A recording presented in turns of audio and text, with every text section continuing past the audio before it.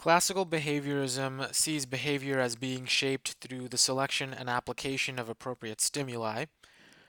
Classical conditioning, which is associated with classical behaviorism, is defined as psychologically associating unrelated factors with one another to create habits, essentially a stimulus response sequence, an SR sequence. As an example, you can think of Pavlov's dog. Pavlov's dog had meat powder placed on his tongue, causing salivation. While that was going on, Pavlov rang a bell.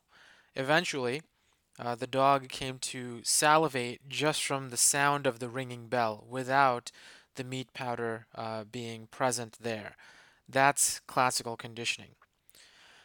Operant conditioning, which falls under the category of neo-behaviorism.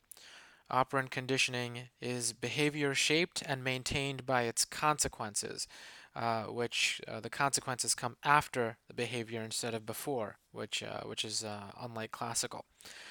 With operant conditioning, the focus is more on voluntary behaviors instead of involuntary behaviors, which also makes it different from classical conditioning.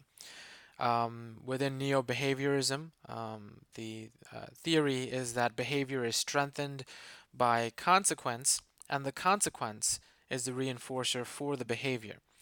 You can think of sort of a survivor mentality in that a hungry person will act in a way that brings them food.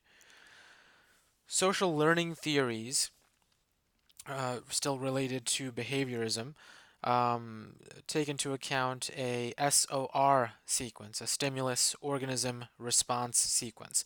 Essentially, the stimulus affects the organism, and what happens as a consequence, which is the response, depends on the organism and the stimulus. The primary drives in social learning theories are hunger and thirst, and the secondary drives in social learning theories are learned. For example, like career, education, they just simply go beyond survival, go beyond primary drives. Within social learning theories, drive reduction is considered behavioral reinforcement.